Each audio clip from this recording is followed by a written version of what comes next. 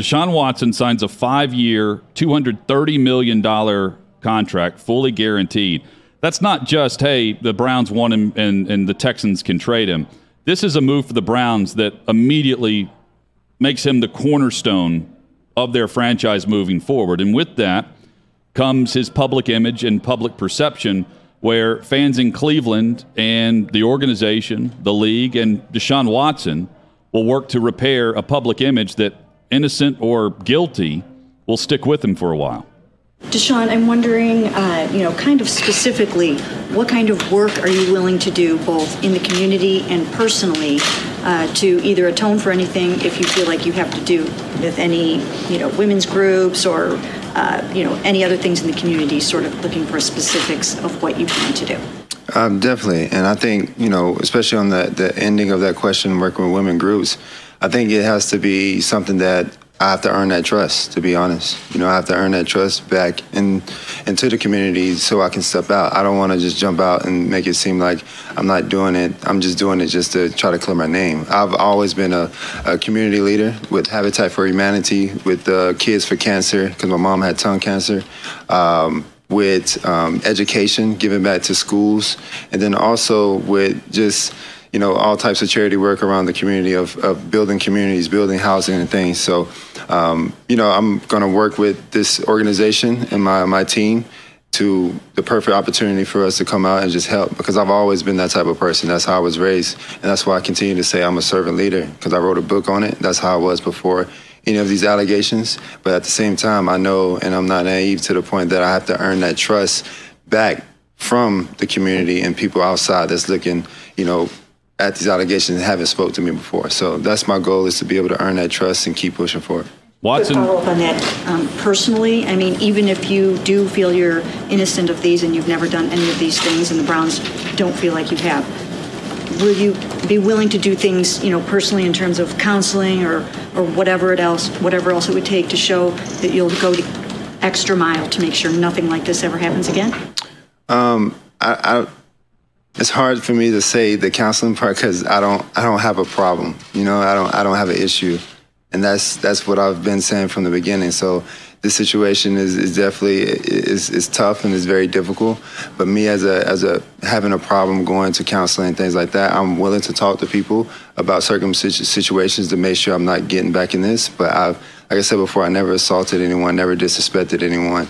I've always been respectful, and that's what I've always, stood on, and that's who I am as a person. And Watson said it is not his intent to settle any of the 22 cases that are currently open in civil court. A couple other notes out of this. GM Andrew Barry asked whether he believes in Watson's innocence, said, "We believe in Deshaun the person," which I thought was interesting. And the Haslams, Jimmy and Dee ownership, who really need to be represented, I think most people would agree here, the key decision makers, were not present at this. I think it's expected that they participate in some kind of Zoom either later today. No, they've already done that. They've done it? They've done that, and they're out of the country. That's why he wasn't there. Yeah, well, I think that's convenient for them to be out of the country, or wait until you're back and do something in person. But I think people are very anxious to hear from them in person, and I would expect that they will be at the owners' meetings Monday and Tuesday. Well, the big news that came out of what Jimmy Haslam said, other than the standard responses you expect, was he refuted any reports that they had some problem with Baker Mayfield. And he said no one in our building would have referred to him as not an adult, based on reports they've seen, that they had no issue with him in that regard as a leader. That was one thing that Jimmy Haslam said in his availability. There's a lot to parse here. I mean, I think... real quick, Haslam and his wife Dee both said they had a prior engagement outside the country. They were not going to reschedule. And this was done well before they traded for Deshaun Watson. And over Zoom, they said they thought it was very important that the media hear from them on the day that they introduced their franchise quarterback. Okay, so that's fair. I think that's all fair, and I don't think it's anything nefarious that they're avoiding. Yeah, I would prefer them do it now instead of wait for them to get back in the country. I think they should also do something in person if but the owners' meetings next week. They probably unavoidable. You'll see him next week, Paul. Haslam, and I'll get to your point, Paul. He said that he respects the legal process and that they will abide by the legal process in this. When asked about whether or not he thinks that Watson should settle, or if that, because that was a big point of emphasis with Miami last year, and he said it's up to them and they'll make the right decision based on his counsel.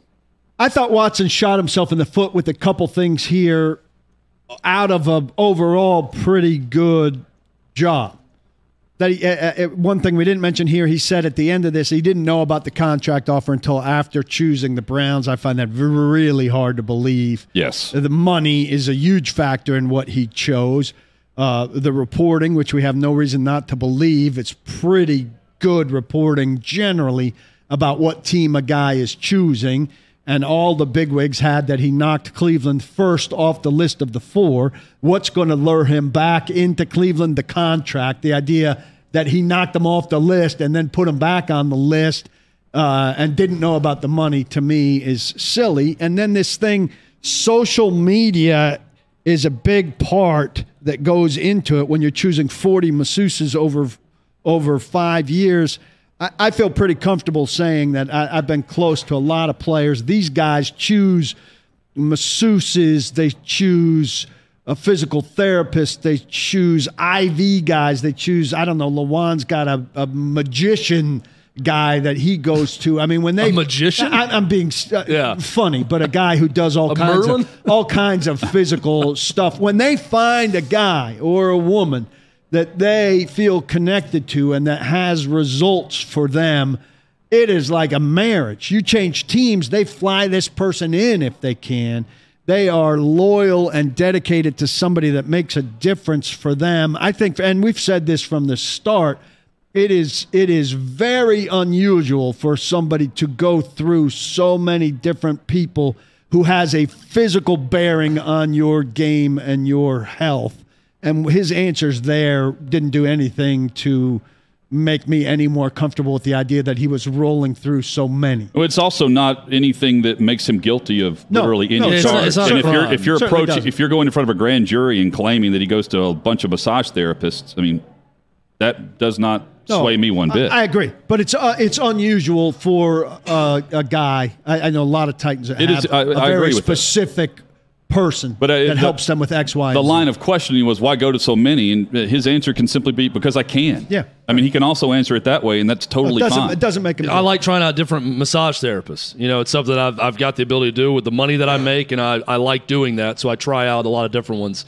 Certainly not a crime to say that. Here's what's It is odd. It's odd, yeah, no doubt about it. And anyone could point out and say that's odd. A couple things that jump out to me. When he says, I've never ever disrespected a woman, only Jesus Christ could say that. Every man, woman, or child has disrespected a woman at some point in their life. I think that's a very over-the-top voluntary or involuntary statement to say, right? Like, we've all disrespected a woman at some point in our life in some way, meaning to or not. So I think that's a very naive statement to make and goes a little bit too over the top in trying to prove his innocence.